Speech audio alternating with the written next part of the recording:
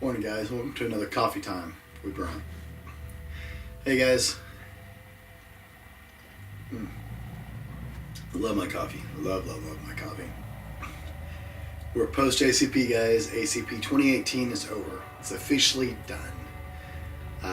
Man, we hope you had a good time. We had a good time putting it together for you, and hope you really enjoyed everything. Thank you again for your generous donation going to Grace House Ministries down in Wenatchee. If you're not familiar with Grace House Ministries, be sure and take a few minutes and look that up. See what your money is going to. It's something I believe in, and the guys believe in it as well. But we have to pick three, right? Because we play for kind of a random choice.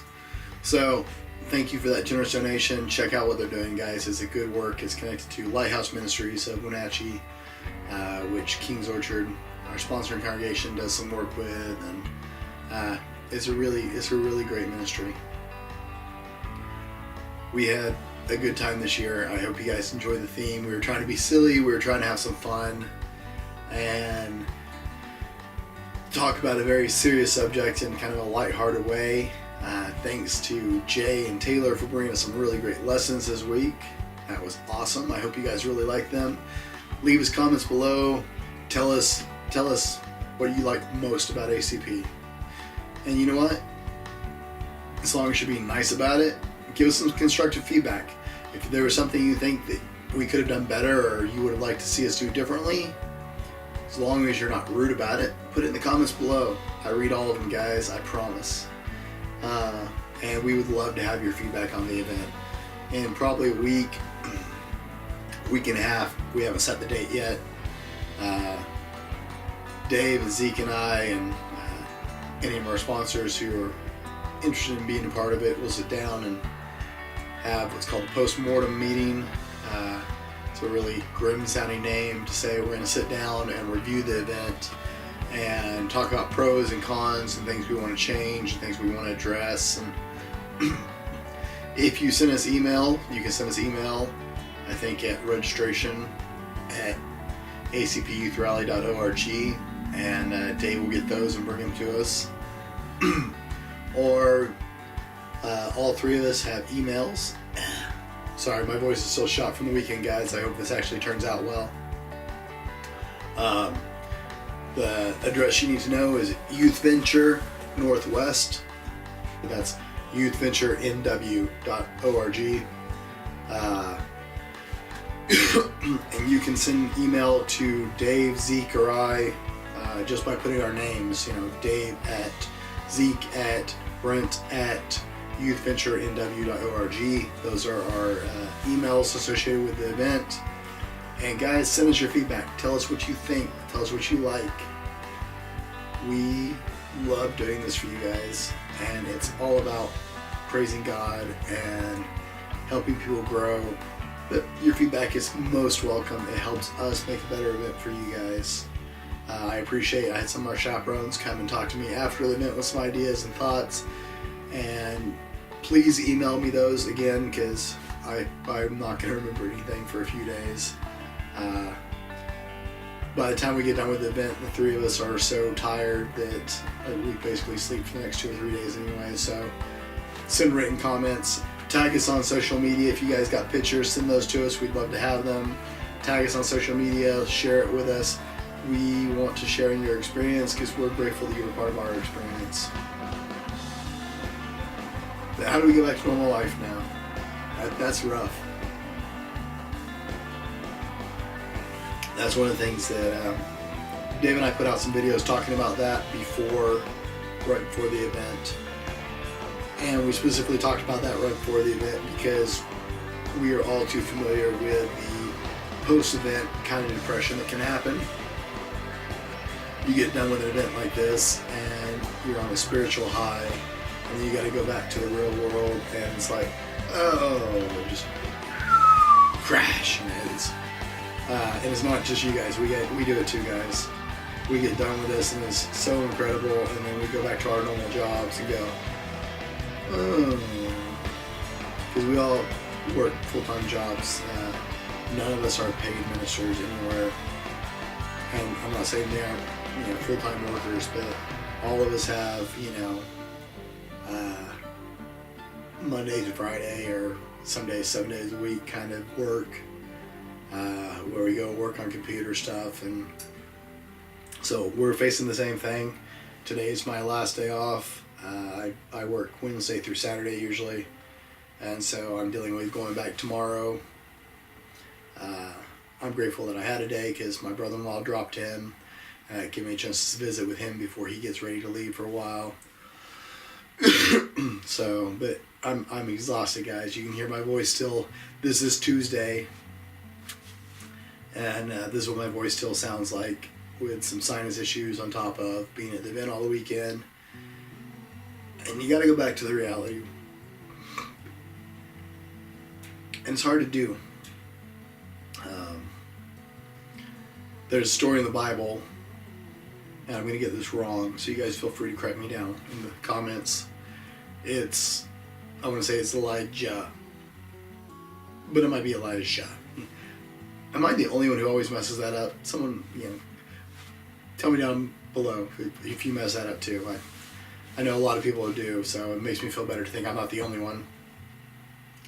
But he has a battle with the prophets of Baal, and sadly you think I know this because it's one of my favorite stories, because it's the one where he's basically mocking them as they sit there and cut themselves and whine and cry and scream, trying to get Baal's attention, and he's like, oh, maybe he's on the toilet. Well, after this great victory, because they try at it for like 24 hours or something and nothing, and Elijah or Elisha, whichever one it is, I think it's Elisha, I may be wrong, who knows, correct me, someone correct me, pours water over the altar he built to God, and with a prayer, God just consumes everything with fire. Gone, the wood, the offering, the water, the everything. It's just a hole, it's a crater.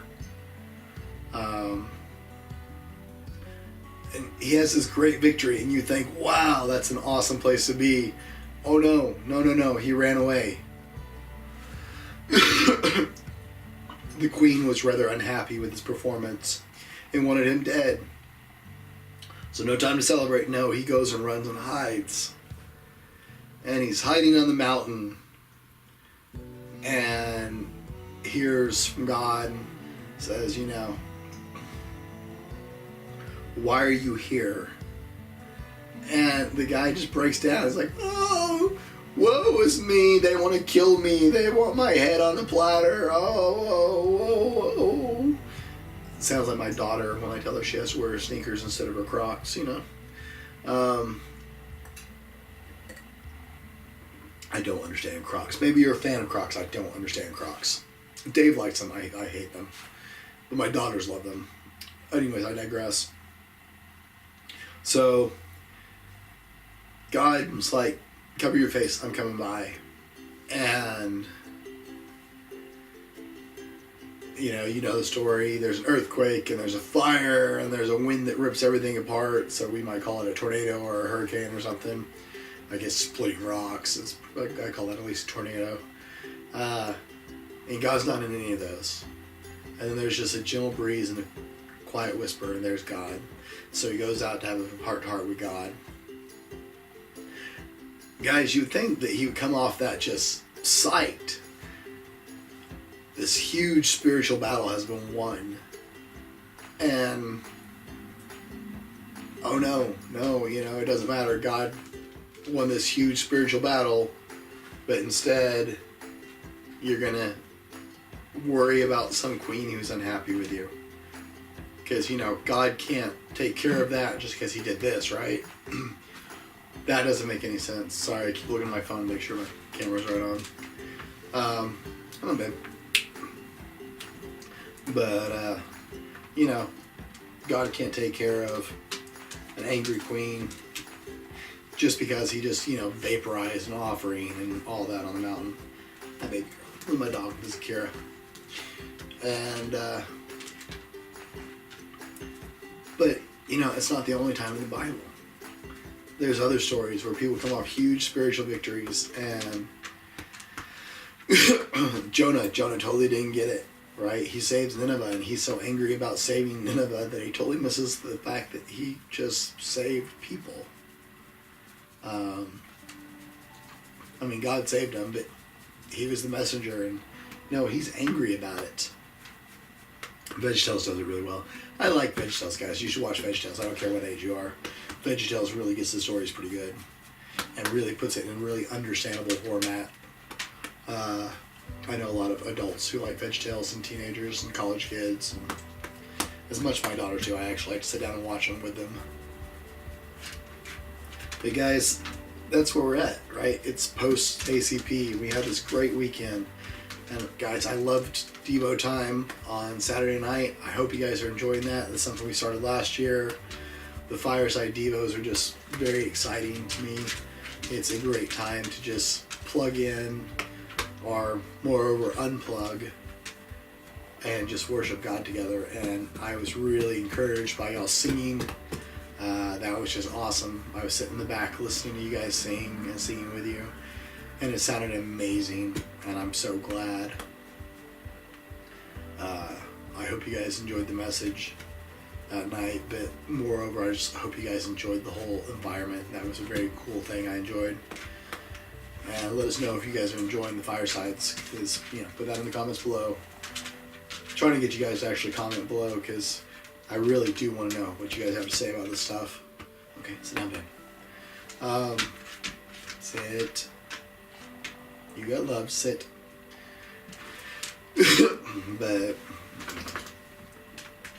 so here we are now, post ACP, and we've got to go back to the real world. Well, guys, we did a whole great video, and I'm not going to redo that video. You should go back to a couple of our faith talks. I want to say it's maybe 1 or 2 faith talks ago. So one I posted right before ACP, where Dave and I talked about this specifically. But guys, it doesn't have to end. You don't have to go home and do a post-event funk. Go home and, my voice is so messed up, I'm sorry. Go home and go with God, guys. That was the whole point of this weekend. That was so much of what we were trying to say. Go home and reflect God's love to the world around you. Guys, you are so powerful. God has blessed you so big. And you are so powerful and so capable of going out and making a difference in this world.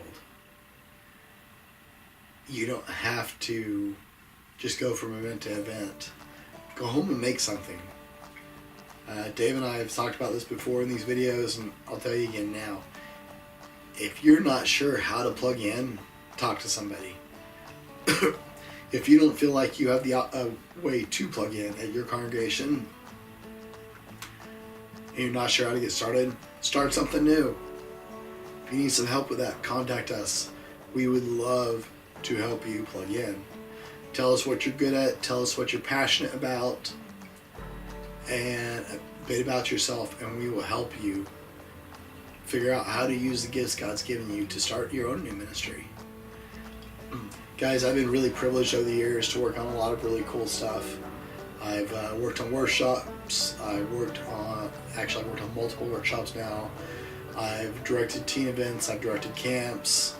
I had a youth rally I used to run on my own. I worked with some of the greatest speakers in the country. I've been really blessed in that fact. My father directed workshops along with being a minister. So I got the privilege to be around some really, really incredible individuals who were good at empowering and inspiring people to use the gifts God's given them. And guys, I'm telling you, there are all kinds of ways to do it. My wife and I used to direct a youth drama program called The Edge, which was the East Grand Drama Ensemble. I just had to flip a few letters to make it sound cool.